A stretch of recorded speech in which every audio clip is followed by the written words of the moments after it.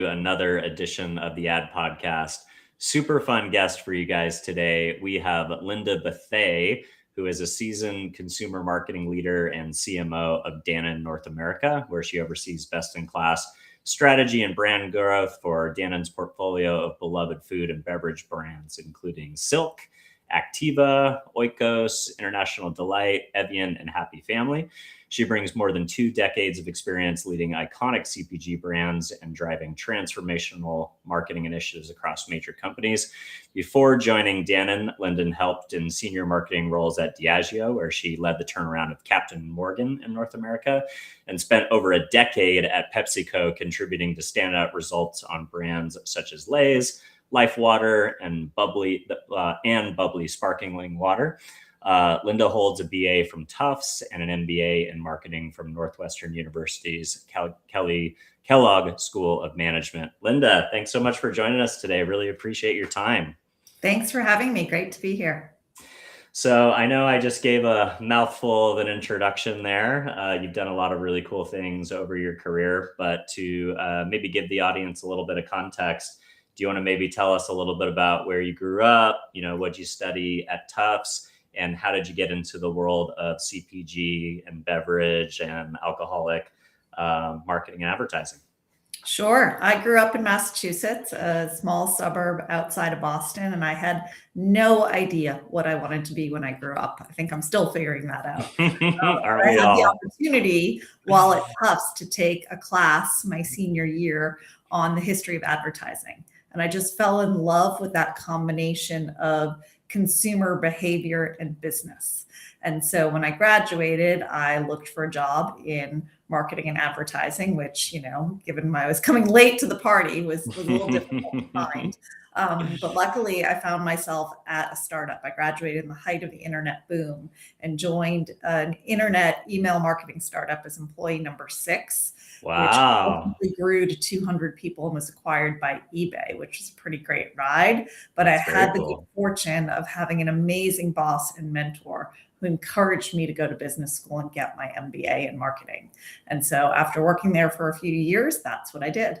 I went back to the Kellogg School of Management at Northwestern University to pursue my MBA. And that's what launched my career into food and beverage marketing. I love that. So did the MBA kind of save you the .com crash as well? Like, were you able to avoid that? Absolutely. I avoided all of that. And as you can see by my resume, I've worked for very stable, large companies ever since. I love it. Well, that's, so interesting that you kind of joined in the startup, tech place, but then, leveraged your MBA time to, avoid. Unfortunately, I have a lot of colleagues that weren't able to dodge that bullet the same way and had a rocky go of it during those first few years. It was fun while it lasted, dogs in the office playing ping pong until midnight in between the projects, but, happy to be where I am now. I love it. Awesome. So, just curious, would you recommend that marketers go back and get their MBA? I know there's a lot of debate these days on, even going to college. If I never thought that there would be a day where, people were thinking that way. But I would say there's definitely some marketing leaders these days who I interview that say, hey, I would consider hiring somebody without a college degree if they had the right operational experience. But just kind of curious on your take on kind of education as an investment opportunity in our industry right now. I honestly think it depends. For me, it was absolutely foundational to my success. Again, I didn't know I wanted to pursue business until I was a senior in college. So I was missing a lot of those foundational classes in accounting and economics and business strategy. So pursuing my MBA enabled me to fill in those gaps and also go deeper in what I would call the soft skills, like negotiation. A huge part of my job as an executive is negotiating with people every day, both within and outside the company. You also get the opportunity to work as part of really diverse teams and learn how to collaborate with others, which is also key to success. So I think for me, both, the hard skills and the soft skills that I learned through pursuit of my MBA were absolutely critical to landing my first role out of grad school and then enabling me to succeed in my career. That being said, I have plenty of really amazing, successful people on my team that don't have MBAs. And so when I'm hiring someone, I'm looking for both the will and the skill. depending on the role that I'm filling, they might need to have certain technical skills to succeed in that role. But at the end of the day, you can also teach people a lot of things as long as they have that will, that passion, and that work ethic to really succeed. I love that. And, one of the conversations right now in the industry is on the shortening tenure of the CMO role, especially within large organizations. The CMO being rolled into other titles like Chief Growth Officer, Chief Customer Officer, et cetera. Do you think that your opportunity to learn business at B School has also prepared you for the current marketplace where marketers more than ever need to be able to speak boardroom speak? They need to be able to talk to the CFO, the CEO, and across their leadership team in ways that they understand outside of, kind of the softer metrics that we've oftentimes been able to measure marketing, brand awareness, impressions, things of that nature. Has B School prepared you for that conversation and that skill set as well? 100%. I think a CMO needs to wear many hats today more than ever. I think it's one of the more difficult roles in the C-suite because you're being asked to do a lot of different things.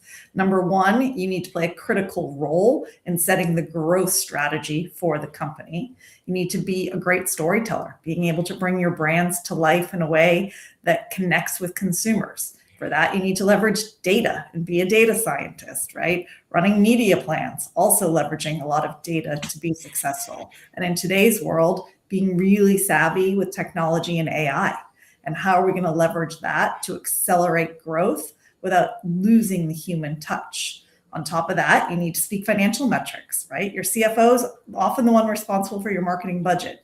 You want your budget to grow, you need to be able to speak the language and share how the return on the investment works, not just in the short term to grow sales, but in the long term to grow brand equity, which enables pricing power and sustainable growth in the marketplace. So it's a very diverse set of skills that are required, which, yes, absolutely, to go back to your question, I think having that foundational education throughout grad school, but also throughout my career. I've really grown up the corporate ladder from a marketing standpoint, but I've also done broadening roles. I've done roles in category management. I've done roles in field marketing. I've done roles in sales. And I think that's really enabled me to be an executive that can have conversations across the C-suite and be successful. I love that. I want to get back to that idea of the career rotation, because I think that's a interesting component that's unique to CPG. As somebody who calls on marketers for most of my career, I was always really frustrated when, a friend at Nestle who managed the Hot Pockets business and marketing, 6 months later, she would be like, hey, I'm going to do like this innovation thing in the pizza world. I'll just be studying pizza for 6 months. Sorry, I'm not on the business anymore. But it was sad to lose those relationships to other functions, but seemed like a really great opportunity for the executive to get kind of a well-rounded experience. So actually, let's just jump into that question. Sure. Why do you think that's unique to CPG, that kind of rotational nature where you get exposed to all these other parts of the business? And is that helpful as a marketer to go through those rotations where you are not maybe just sitting in the marketing function, but you're being introduced to sales and innovation and some of these other areas? Yeah, I don't know if it's necessarily unique to CPG. I've spent my entire career in CPG, so it's what I know. But I think, having started my career post grad school at PepsiCo, they have an amazing training program, right? You start as, an assistant brand manager, fresh out of MBA, and you do 2 weeks of intensive boot camp where you learn the Frito-Lay way of marketing, but you also go out into the field. You're on a truck riding a route with a frontline salesperson, which gives you a completely different perspective. And that philosophy applies throughout your career at PepsiCo. They are very open to those rotational experiences. In my first few years within marketing, I had the opportunity to work on a brand. I had the opportunity to go really deep on innovation, and I had the opportunity to work in shopper marketing, all of which require different business perspectives and different skill sets to be successful. And I can look back at every one of those roles and point to something I learned or something that made me the leader I am today. I love that. And the thing I wanted to revisit in your resume is the turnaround opportunity with Captain Morgan. I always think about, working within CPG, especially with publicly traded companies or large corporations, you don't generally think about the idea of turnaround. Like turnaround in my mind is private equity firm buys a company that's distressed and they need to turn it around in order to get it to profitability. But the reality is there are brands within a conglomerate like a PepsiCo or a Diageo that are in various stages of health. And so there are turnaround stories within these larger conglomerations. Can you talk a little bit about Captain Morgan? How'd you get put on that challenge, and give us a little bit of the, play-by-play on how you were able to bring that brand back to prominence? The Captain Morgan turnaround is a fascinating story because it's a brand everyone knows. It has huge brand awareness, very top of mind mental availability, yet it had been struggling. And the reason for that, once we dug into the data, was we uncovered that over 60% of Captain Morgan was consumed with cola. The most ordered drink when you go to the bar is I'll have a Captain and Coke. And so people knew and loved Captain, but they didn't know other ways to drink it. And this was a critical time because people were reducing their consumption of cola. Coke and Pepsi were in free fall, right? High in sugar, high in calories. And there'd been, huge increase in focus on health and wellness across the consumer landscape. And so that wasn't an area the team had necessarily looked into, but it was something that was having a massive impact on our business. And so once we uncovered that insight that one, people knew Captain and loved Captain, but two, they didn't know other ways to drink it. And so while they were reducing their consumption of cola, they were reducing their consumption of Captain. That easily unlocked the objective. We had to give them other ways to consume Captain. And so that became our strategy. It was a versatility strategy. How do we provide them with other drinks and recipes that they can either make at home or order at the bar? And so that was task number one. Once we did that, we then had to make Captain cool again, right? Ordering a Captain and Coke wasn't cool. We now had all these other great drinks. How do we make them cool again? And so we shifted our strategy pretty significantly.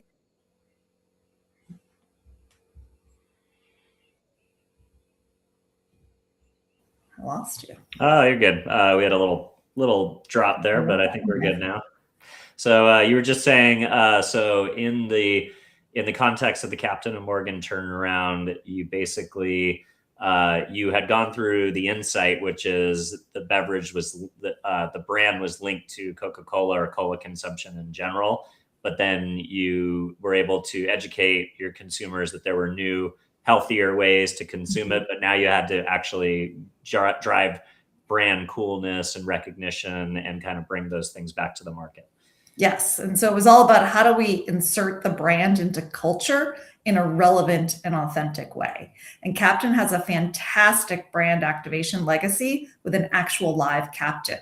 We actually had a live captain who'd been on the payroll for over 10, 12 years, serving as Captain Morgan and traveling the country to activate Captain Morgan at events. And so we knew if we could find a way to tap into this in a more modern and relevant way, that would set us apart uniquely and make us cool in culture again.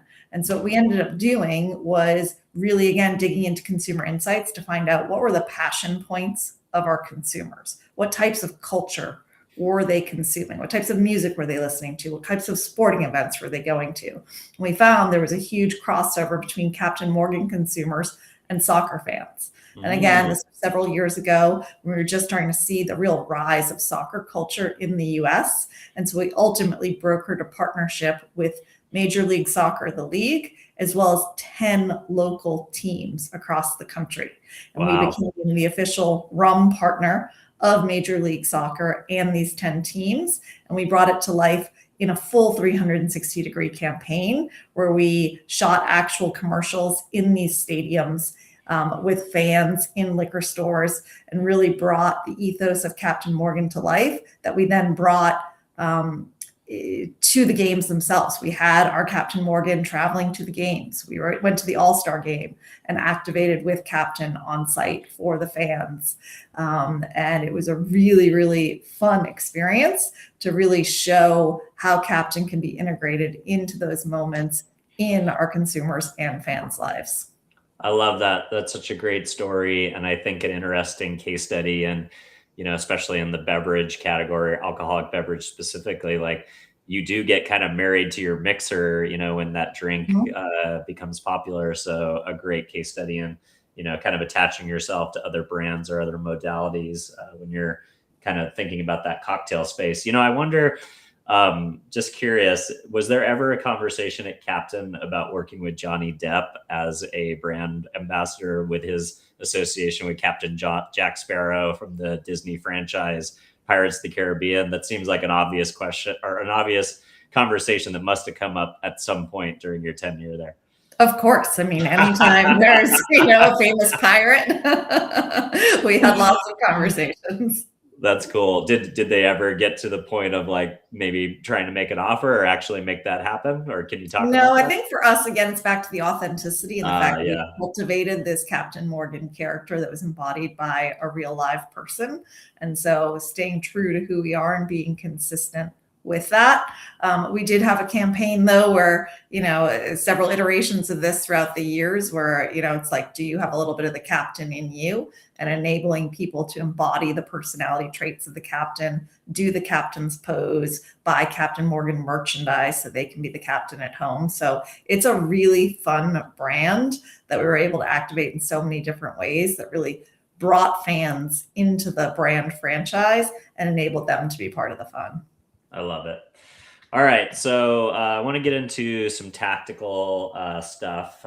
So when you are working on a brand, how do you decide where to place big bets versus kind of incremental, steady innovation when you're working on a brand inside of a portfolio?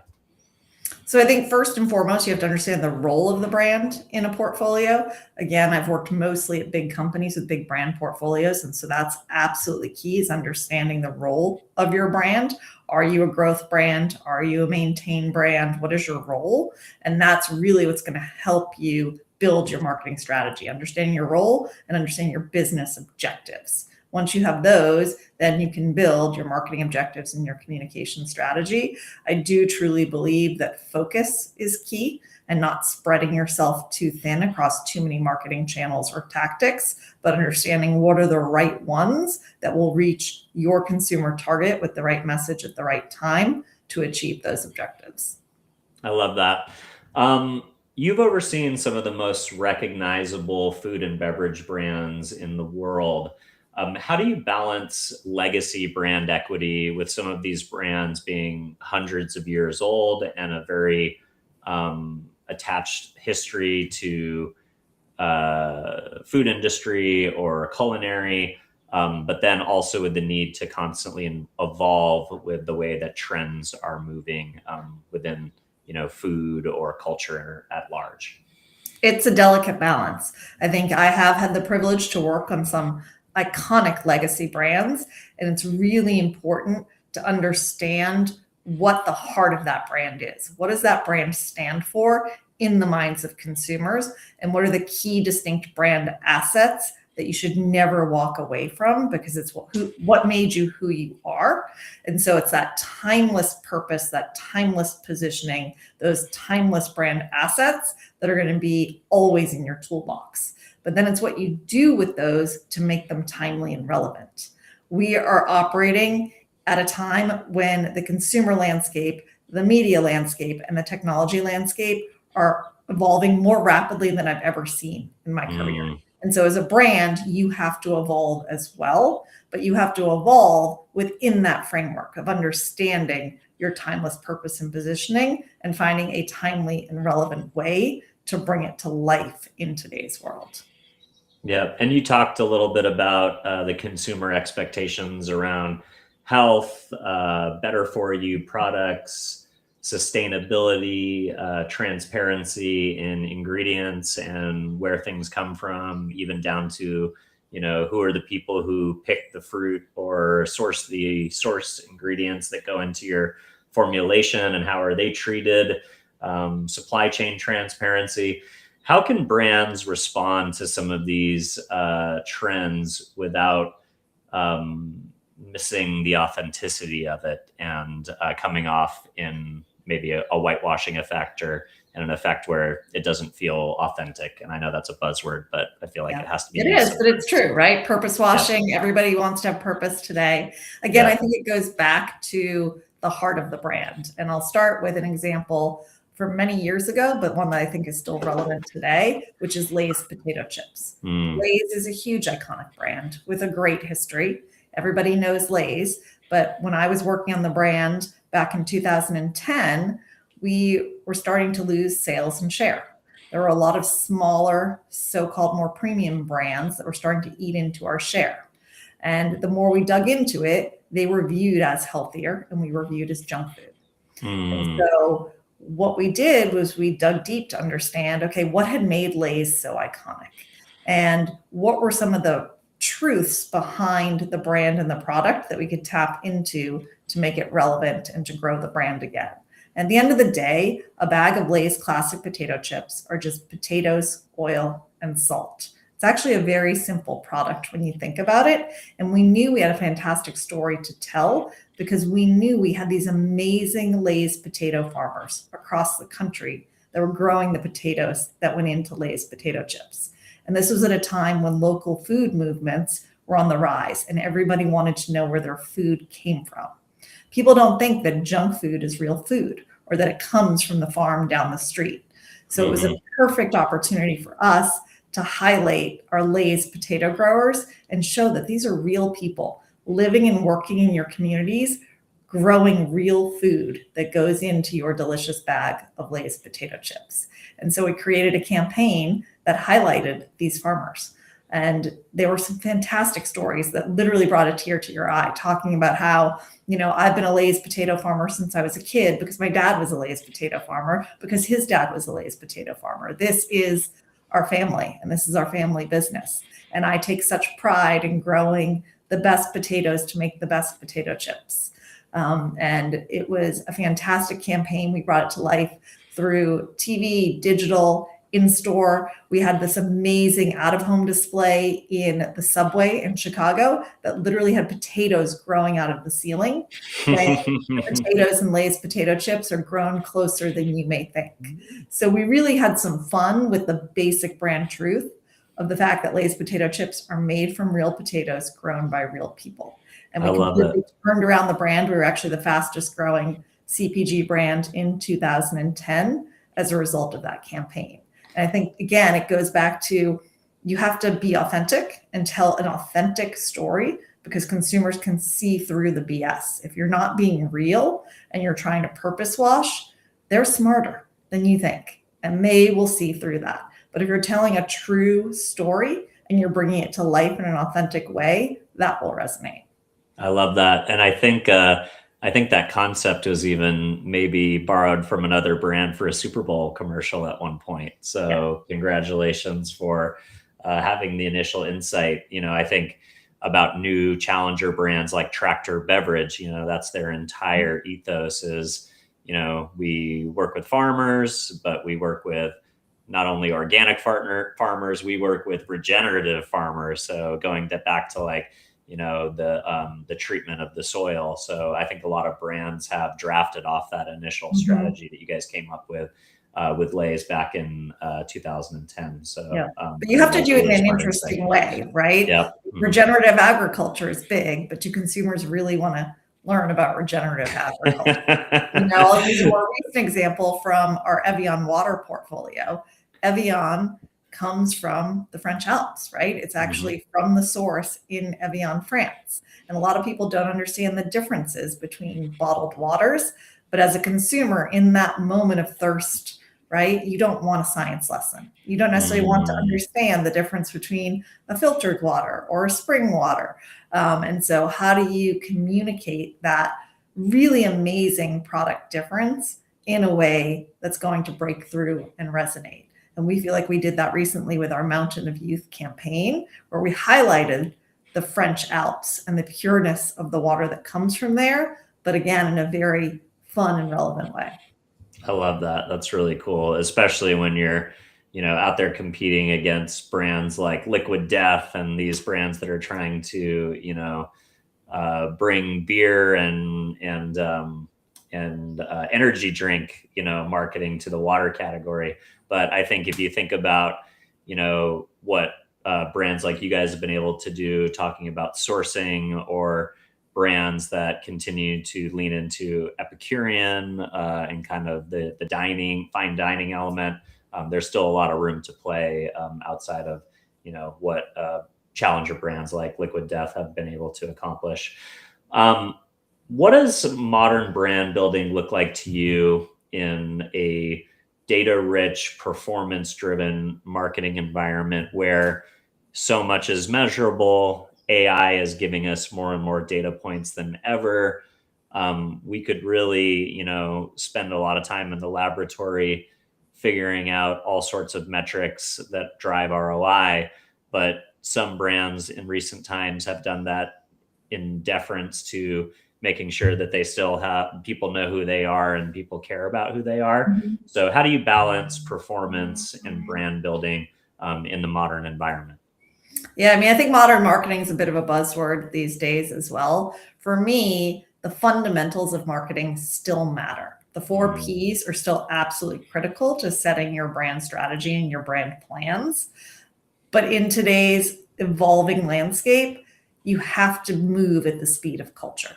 And I think you can do that successfully if you have the fundamentals right, because that enables you to test and learn. It enables you to be nimble. It enables you to maybe try to jump on a social trend that feels right for your brand and see what happens. But you have to do it with intent, and you have to measure along the way. I truly believe you need to measure what you treasure and measure in real time as much as possible. I think the antiquated marketing mix analysis that used to be the gold standard of measuring your performance has a lot of flaws in today's world. You can't wait a year to understand whether or not a campaign is working. You'll be dead in the water. Your budget will be cut by your CFO, and they'll have moved on to the next thing. And so how do you work in real time in today's world with social, with digital, with influencer, and truly understand the impact that a campaign's having in market and be able to optimize and adjust as you go along? Have you been experimenting with this idea of synthetic audiences from a campaign optimization perspective? I know that's been a very hot flavor of the month, being able to create this digital twin of your target demographic and A/B test creative against these kind of, AI focus groups. I've heard some agencies say they perform 95% as accurate as a true focus group. I've heard others say that they're absolutely trash. So I'd be curious on what your perspective is. I think it's garbage in, garbage out, honestly, right? Like any other tool. But I do honestly think we've just scratched the surface of the impact AI can have. I think most marketers are treating AI tools as efficiency tools versus how do we move quickly to an orchestrated system of AI tools that can actually drive brand growth. I think that's the future, and I think it will be here more quickly than we think. You read the headlines every day on what different tech companies are doing to build their AI capabilities. So that's one side of it, right? What the Googles of the world are doing. Then you also have agencies that are building AI platforms. We have the great fortune of partnering with some really big agencies that are building their own AI tools to advance our media and creative capabilities. And so I think success in the future as a marketer will be the ability to understand how to orchestrate those tools to drive growth. I love that. On that note, how do you align large cross-functional teams and interagency teams around a single brand vision? How do you make sure that everybody is marching in the same direction? That is probably the most important part of the job. When you manage a big brand portfolio, you can't be in every meeting. And so it's really critical that everybody understands the brand purpose, the brand positioning, the brand assets, and the brand objectives. I'm very lucky at Danone. We have an amazing in-house design team that builds really detailed brand books. And these brand books contain all of those critical elements. What is our brand purpose? How does that brand purpose come to life across different channels? What are those distinct brand assets that we must use and the ones that are nice to use? These can be 50 to 100-page documents that we share with every single person working on the brand and every single agency partner. So that's kind of step number one, is making sure everybody has the same understanding of the brand and the brand foundations if they're to work on the brand. Number two, of strategy and objectives. Is everyone absolutely clear on the true north for this brand and what we're trying to achieve with a marketing plan or an advertising campaign? Too often I see briefs that have 5 different objectives. Again, garbage in, garbage out. If you give that to an interagency team, you're going to get garbage back because nobody's clear on what you're trying to achieve. So I think the simpler the brief, the more pointed the brief, the better. I love that. What do you think are the most important skills that marketers need to be building if they have ambitions to be a future CMO or a brand leader? I think number one is storytelling. I think being able to understand the consumer and mine insights to tell compelling stories about your brand that resonate. That is, a fundamental foundational skill as a brand builder that will always be true. And then I think number two in today's world is the ability to understand technology and how technology is changing media, how technology is changing creative, how technology is changing consumer behavior. I was reading an article this morning on the rise of not just agentic search, but how it's now going to impact shopping, right? So they're going to start having ads in ChatGPT. So when you're searching for something, you can actually go straight to purchase. That will fundamentally change the relationship consumers have with brands and completely collapse the path to purchase. So savvy marketers need to understand these shifts and the impact technology will have on their relationship with the consumer. And then I think number three is communication. Being in the C-suite and being able to communicate the value of brand marketing and the role it plays in a broader business strategy is key to success. I love that. It wouldn't be a marketing podcast if we don't talk about AI. This is the year in which I'm trying to interview marketers about AI practicality. What would you say is the number one tangible impact that AI is delivering to your businesses as a marketer? What is the most tangible example? The most tangible example would be how we're leveraging it to shorten the creative development cycle. It is certainly not replacing creativity or replacing the role of human creatives, but it is enabling us to work faster. We are leveraging it for storyboards. We're leveraging it for testing creative effectiveness. Yes, we have tested synthetic audiences, not all the way to bright yet, but it's really enabling us to take something that could be a 52-week creative cycle and condense that down. We can also leverage it as we think about scaling our creative across different platforms, right? So we think about digital commerce and the digital shelf. We might need to take an image and translate it into 1,000 different iterations. AI can help us do that much faster and more accurately than we could do ever before. I love that. So it's shortening the speed to market to get creatives not only in market for a campaign, but also the thousands of localization efforts that need to happen across regions or across channels or across partners, et cetera. Exactly. I love that. You talked a couple times about your in-house team. Are you a in-house agency person, or are you, external agencies, a little bit of a blend? Sounds like maybe 100% hybrid model. I see the value in both. There are fantastic agency partners out there that we leverage every day across big creative campaigns, experiential campaigns, influencer campaigns, et cetera. We have an amazing roster of agency partners. We also have the most talented in-house team I've ever seen across design and creative.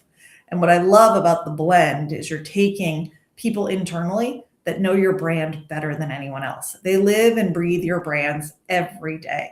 And when you partner them with somebody who has that external perspective, it's that 1 + 1 = 3, and true magic can be created. Yeah, it's interesting. It sounds like the most important function that you brought in-house is on brand stewardship, being close to the design elements of packaging and how your brand shows up in the world, but also the creative that's getting put into media channels, et cetera. Yeah, I truly believe that design and creative is a force multiplier. And I think it's often under leveraged in your marketing toolkit. The power of great brand design cuts across more than just packaging. Packaging is critical. It's your number one GRP. It's somebody that's going to interact with that on the shelf, whether the physical shelf or the digital shelf, as well as in day-to-day usage, particularly in the food and beverage industry. But then that design, when done well and when carried out consistently through leveraging our brand books across our interagency partners, that's going to build that consistent muscle memory in consumers' minds of what your brand stands for and drive both that physical and mental availability you need as a brand to succeed. I love that. What advice would you give to other marketers working inside of established CPG companies when they lose sleep about fast-moving challenger brands nipping at their heels, especially in the world where AI is now flattening the curve even more to making entry into a market even easier now? What's the best advice you could give to those marketers? I think it's a very real threat. I mean, I talked about in 2010, Lay's was, ceding share to the ankle biters. It's not a new story, but I think it is one that is even more threatening today because the playing field has been leveled, because of the tools available now to smaller companies that may not have the budgets to hire big creative agencies. They can use Nano Banana and other tools to make some really great campaigns. And so as a marketer, you have to stay on top of things. You have to know your brand inside and out, but you always have to be curious about what's going on with consumers, with competitors, with the media landscape, with the technology landscape. Curiosity is the number one trait you need as a marketer to really keep your finger on the pulse of what's happening out there. What are you most excited about as in regards to the future of marketing inside of the food and beverage category? What I'm most excited about, so many things. I love my job. But I think, we're at a really interesting tipping point in the food and beverage industry today. I think the rise of health and wellness knowledge, people have access to so much more information than they ever did before, and they care about what they're putting in their bodies. They're not just reading labels, they're going to AI tools, they're going to ChatGPT, and they're trying to figure out how do they lead better lives. I think on top of that, the rise of GLP-1 drugs, right? That just moved from an injectable to a pill, which makes access open to so many more people and fundamentally will change the way people consume food and beverages. And so that actually can be scary for a lot of food and beverage companies who view it as a threat to their business. I view it as a huge opportunity. How do we invent the future of food and beverage in a way that's helping people not just eat better, but live longer? Wow. I love that. Yeah, it's short-term thinking to think about just because you can't sell more unhealthy products to your consumers, but if they live an extra 20 years, you can sell them healthy products for that much longer. So I think that's a very, optimistic, future thinking point of view. So thank you for that. Well, Linda, this has been a fascinating conversation. I was so excited to see your name when you reached out and responded to my call for CMOs to come on the show. So thank you for your time today. If anybody in the audience wants to connect with you directly, maybe reach out about something that might have resonated, a partnership opportunity, et cetera, where would you like to send the audience to connect with you or learn more about what you're doing these days? You can find me on LinkedIn. Perfect. Easy as that. All right. And for everybody who's following along at home, don't forget to give the show a follow or a subscribe. If you are listening to the show, a honest review on how we might be doing is how the show finds a larger audience organically. And if there is a CPG marketer out there somewhere in your network, maybe an aspiring CMO or somebody who you think would benefit from the conversation that I had with Linda today, especially around the ideas of marketing to the health and wellness audience and people looking for better alternatives from their food. Don't forget to share the show. And with that, Linda, I will wish you a great day. Thanks again for spending some time with us. Great. Thanks so much. Okay. See you soon.